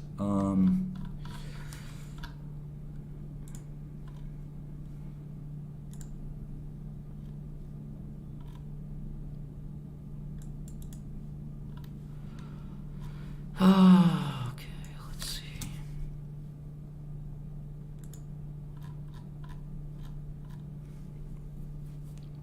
So 2017's 10K is right here.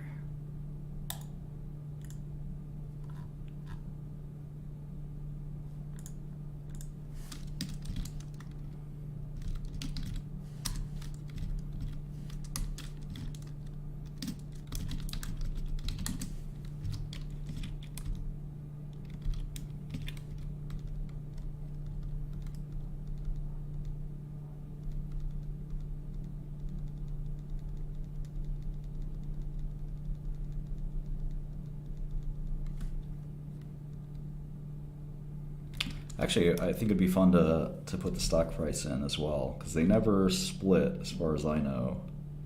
Let me put it down here.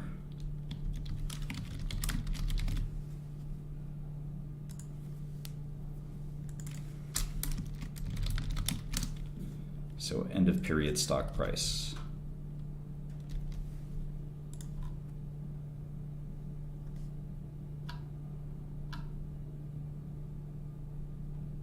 This gives highs and lows, so I guess I have to do it some other time, but it's trading at the same price it was at in 2016. The 2016 revenue was I mean, the market's good at discounting, so it really doesn't matter, but it's probably a fifth.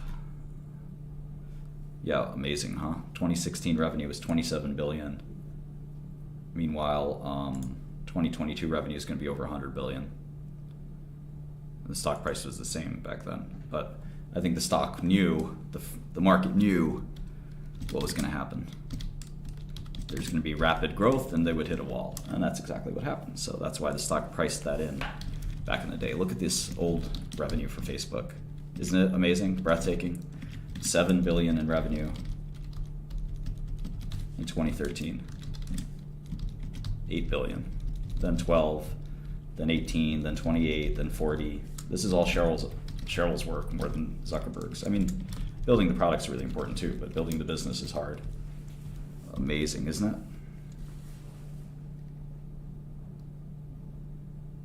I might have to stop streaming. Let me see. Hey, bro. Yeah, come by. Yep. All right. Bye. Yeah, I'm gonna have to stop streaming and go to a meeting. But yeah, Meta's, Meta looks really attractive.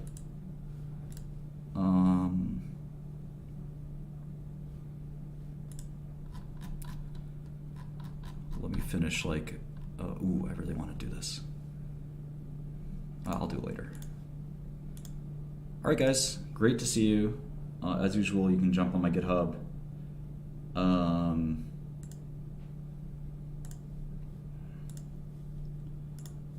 And we'll catch you next stream. So yeah, thanks for coming.